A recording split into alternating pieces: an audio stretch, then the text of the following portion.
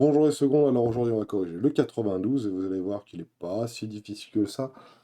C'est une personne qui fait un triathlon qui s'appelle l'Ironman. L'Ironman, c'est l'homme d'acier, comme le super-héros du même nom. Il comporte 3 phases, 3 km 8 de natation, 180 km de cyclisme et 42 km de course à pied. On termine par un marathon, c'est pas mal. Claire, elle réalise l'épreuve en 15 heures. 15 heures d'effort, ça commence à faire beaucoup. Donc voilà, et quelle est sa vitesse moyenne sur l'ensemble de l'épreuve. Donc il faut savoir combien en fait de kilomètres elle a parcouru. Donc sa distance totale, c'est exactement 3,8 plus 180,2 plus 42 km. Donc si je fais le calcul, 3,8 et 180, c'est 184. Ouh là là, je vais me tromper. Moi, je ne veux pas me tromper en calcul mental, donc j'utilise ça, 3,8 plus 180,2 plus 42 km, ce qui fait un total de 226 km. Elle a fait 226 km en, en 15 heures, 15 heures, combien il dit, virgule 11. Virgule 11. Alors je ne sais pas combien ça fait, hein, 15,11 heures. Donc 226 km en 15,11 heures. Très bien. Donc ma vitesse moyenne, c'est ma distance sur mon temps, sur ma durée. Alors ça s'appelle delta T, alors vous l'appelez comme vous voulez, mais la durée généralement en physique on l'appelle delta T, D c'est la distance, voilà. Donc nous c'est facile, hein, c'est 226 divisé par 15,11. On aura des kilomètres heure donc, divisé par 15, oula, 15,11. Et ce qui nous fait donc 14,95 km par heure, ce qui est plutôt pas mal. Maintenant, regardez bien, elle a effectué la partie de natation en 1h,9, la partie cycliste en 9h01. Quelle est la vitesse moyenne sur chacun des 3 phases? Alors là, il nous manque une durée, mais c'est assez facile de la tuer. Alors regardez, en natation. Natation. La vitesse de la natation, c'est facile. C'est combien de kilomètres? 3,8 km, ce qui est assez long quand même, hein, en 1,9 heures. Ce qui fait 3,8 divisé par 1,9. Je dirais que ça fait 2, hein, parce que 1,9 fois 2, je pense que ça fait 3,8. 3,8 km en 1,9 heures, ça fait du 2 km/h. Ça veut dire qu'elle nage à 2 km par heure. Voilà pour la partie natation en moyenne. Très bien. Maintenant pour la partie course à pied, cyclisme. Cyclisme, voilà. Je vais mettre cycle. C'est, voilà. Combien elle a fait de kilomètres? Bah, elle a fait 180,2 km. En combien de temps? En 9h01. Et là, pareil, à mon avis, ça va faire 20. Je le sens. 180,2 divisé par 9,01. Pourquoi? Parce que hein, je pense qu'on est pas mal pour les 20 km/h. C'est normal, hein, en vélo, on roule à peu près à 20 km/h, surtout un vélo de piste, comme ils ont eux. Et puis voilà. Et maintenant, pour la course à pied, donc le marathon. On va appeler ça le marathon. La vitesse au marathon. On va mieux être à pied, un marathon. Eh ben, 42 km en combien de temps? C'est ça la bonne question. Bon, en combien de temps? C'est 15 heures, 11 moins 9,01 moins 1,9. Bah oui, elle a mis 15 heures moins le temps qu'elle a mis pour courir pour sa natation et moins les 2 heures de natation, moins les 9 heures de cyclisme. Alors là, il faut faire le petit calcul. Et comme j'ai pas envie de me tromper, moins, j'ai dit quoi? 9,01 moins 1,9, ça fait un total de 4,2. Oh, ça tombe bien. 42 km en 4,2, ça fait du 10 km/h. Alors, je vais l'écrire en dessous. Ça fait du 10 km/h. 10 km/h en course à pied, c'est bien, hein, surtout après t'être tapé 180 bornes de vélo et, 4 km environ, et environ 4 km de natation. Donc c'est vraiment une épreuve sportive exigeante. Voici la représentation des distances parcourues par l'athlète en fonction du temps. Très bien. Donc au total, elle a parcouru 226 km, ça se voit là, hein, 226 km ici. Bon, il nous demande dans un premier temps de trouver les coordonnées des points N, C et P. Alors, le point N, C et P, c'est la question 2A, 3A, 12B, c'est la question 3. 3A, les coordonnées de O déjà. O, bah, c'est 0, 0. Hein, c'est le point qui est juste ici. Point de départ, 0 km parcouru en 0 de temps. Oh, ça c'est des 0 et ça c'est des... Ça c'est des... et ça c'est des... ça c'est un O. Le point N, c'est lorsqu'elle a fini sa natation. Elle a fini sa natation au bout de combien de temps? Bah, 1h,9. Et elle l'a mis en ordonnée combien de kilomètres? Bah, c'était la natation 3,8 km. 3,8 km. Plus dur, après le cyclisme, après le vélo, elle a mis combien de temps à le faire? Bah, elle a mis 9,1. Mais regardez, le point C, c'est le vélo plus la natation. Donc c'est 9,1 plus les 1,9 heures à côté. Ce qui fait 10,91 heures. Comment j'ai trouvé? Bah, j'ai fait 9,01 plus 1,9. 1 plus 9, ça fait 10. 0,9 plus 0,01, ça fait 91. Donc, au bout de 10h91, elle a fait et la natation et le cyclisme. Et elle a fait combien de kilomètres en tout? Bah, elle a fait 180 km plus 0,2 plus 3,8. 180 km plus 3,8, ça fait 184 km. Voilà, et coordonnées du deuxième point, c'est. Et le dernier qui s'appelle P pour course à pied. Voilà. Et ben, elle a mis 15h,11 à tout faire. Et en tout, elle a fait 226 km qu'on avait vu avant. Donc on se retrouve avec nos 4 points, O, N, C et P. Et on veut retrouver graphiquement les vitesses moyennes de chacune de ces 3 phases. Alors pour retrouver graphiquement les vitesses moyennes, il faut calculer la différence de Y ici et la différence des X. Donc grosso modo, il faut calculer le coefficient directeur de ce truc-là. Okay. Alors, pour retrouver le coefficient directeur de ce truc-là, par exemple pour vitesse du cyclisme, bah, c'est facile, hein. C'est le coefficient directeur du vert, elle est verte, hein. Directeur de la droite verte. Et pour ça, bah, c'est assez simple à faire, hein. C'est xc moins xn, yc moins yn sur xc moins xn, on peut le faire comme ça, hein. Et ça va nous donner, bah, faut faire le calcul, mais on revient à nos 20 km/h. Si je veux le faire graphiquement, il faut que je regarde ici précisément et que je zoome un petit peu dedans. Alors je vais passer comme ça. Et il faut que je calcule le coefficient directeur de cette droite. Alors pour ça, je vais le faire de manière approximative.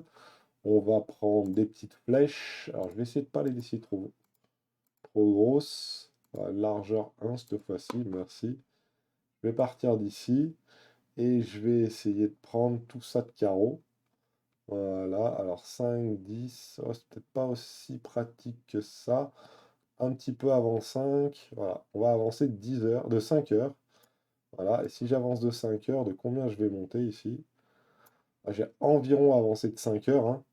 Entre ici et ici, j'ai avancé de 5 et j'ai monté de 1, 2, 3, 4, 5. Alors avancé de 5 heures, mais là j'étais à 20, 40, 60. Et là, j'étais à 110, 120, 140, 160. Donc là, j'ai 100 km en 5 heures. J'ai environ, voilà, on va prendre la machine à écrire. Elle est où ma machine à écrire? Elle n'est pas ici. Donc commentaire, ici, donc là, j'ai environ monté de 100 km. Et ouais, hein, en 5 heures. Alors, on va vérifier ce que je dis. Donc, regardez bien. Ici, là, ici, je suis un petit peu avant 5. Ici, ici, je suis un petit peu avant 10. Et ici, je suis environ je suis même pas environ, je suis à, pour un petit peu avant 5, à 20, 40, 60 ici. 60 km là. T'es où, machine à écrire? Voilà. 60 km ici. Et ici, là, au bout, là, hop, là, je suis plutôt à 160 km ici. Donc, on a bien monté de 100 km pour passer de là à là à 100 km. Et on l'a fait en 5 heures, 100 km sur 5 heures. Hein, ça fait du 20 km/h. 100 km sur 5 heures, ça fait bien du 20 km par heure. Voilà. 100 km en 5 heures, ça fait bien du 20 km/h. On va le mettre en dessous. Et puis, voilà à peu près comment on faisait pour retrouver ça. Alors, je le fais que pour le cyclisme, hein, je le fais pas pour tous, mais l'idée est bonne. On a calculé le coefficient directeur de la droite verte, hein, et on tombe sur 100 km/h pour le cyclisme. Voilà, très bien. Bon, il y a plusieurs façons, hein. Moi, j'avais pris cette façon-là, hein, mais vous pouvez prendre celle-ci. Ça, c'est 20 km/h.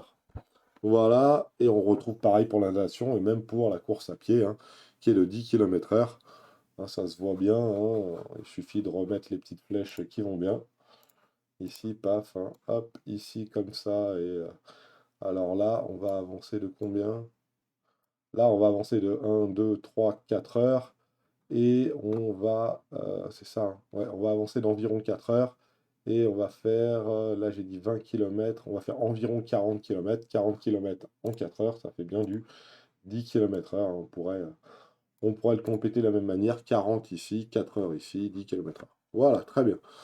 Et les questions suivantes, c'est retrouver graphiquement les vitesses moyennes de chacun, c'est fait pour le B. Et maintenant pour le C, voilà, il faut donner les expressions à chaque fois qui correspondent à ces fonctions. Alors on a un avantage, nous, c'est qu'on a calculé à chaque fois les vitesses moyennes. Donc on a 2 km/h, 20 km/h et 10 km/h. Donc pour, par exemple, x qui est compris entre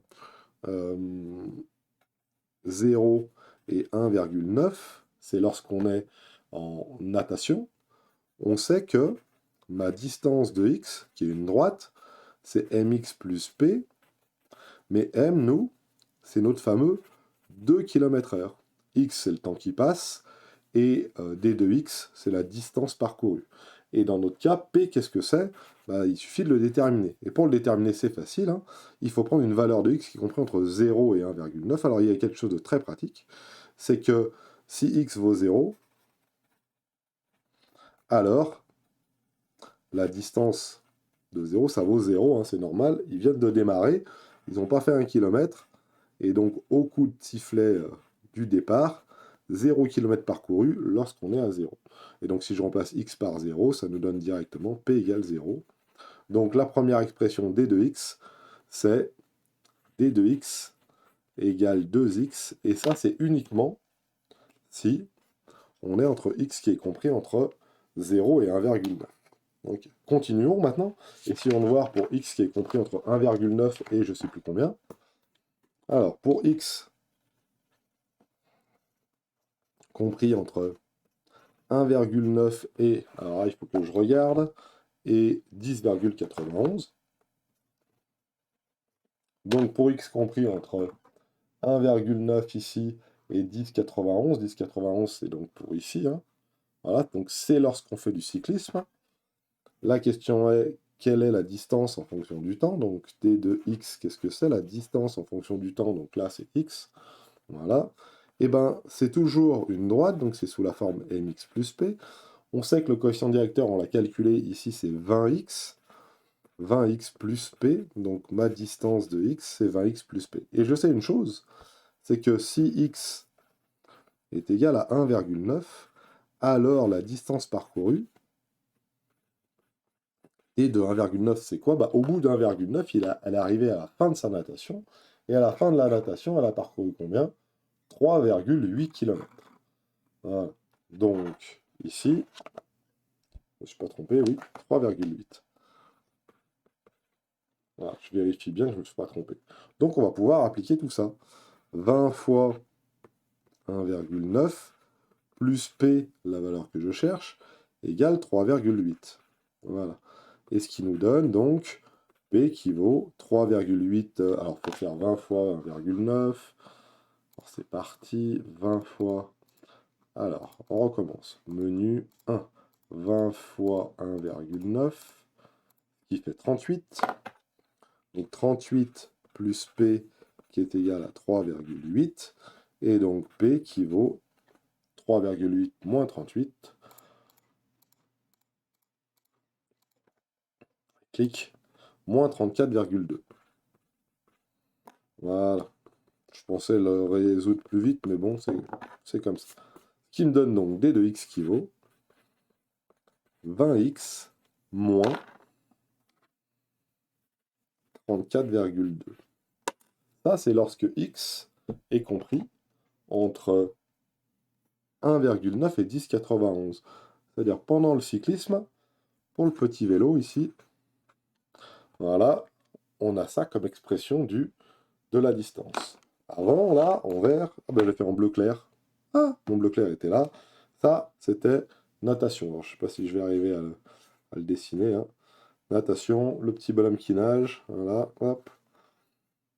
Voilà, il se noie pas, donc on est pas mal. Ça, c'était la natation. Ça, c'est le cyclisme. Et on va faire maintenant en vert la course à pied. Donc, regardez bien, c'est pour x qui vaut quoi? Ah, pour x qui est compris entre 10,91 et 15,11. Et ouais, 10,91 heures et 15,11. Donc, qu'est-ce qu'on a? On sait que la distance en fonction du temps, c'est donc mx plus p, c'est une droite. Donc ça se représente comme ça. M dans notre cas, c'est 10 km/h, donc 10x plus p. Qu'est-ce qu'on sait? On sait que si x est égal à 15,11, c'est le temps qu'elle a mis à tout parcourir, sa distance, elle a fini son marathon, elle a tout fini. Sa distance à 15,11, c'était 226 km. Donc on peut maintenant remplacer x là-dedans, là, pour essayer de trouver la valeur de p. Donc ça fait 10 fois 15,11 plus P qui vaut 226.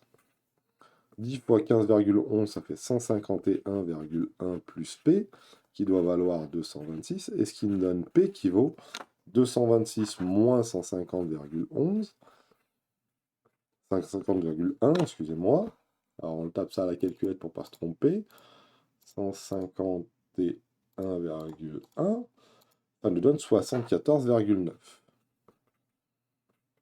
Donc ça, c'est notre valeur de P. Et donc, dans ces cas-là, d de x est égal à 10x plus 74,9. Et ça, c'est lorsque x est compris entre 10,91 et 5,11. L'expression algébrique de tout ça, c'est ça. Et c'est lorsqu'elle court à pied. Bon courage, mon gars. Allez, on court. Et c'est un marathon. Alors, je dessine très très mal les gens qui font du marathon. Voilà.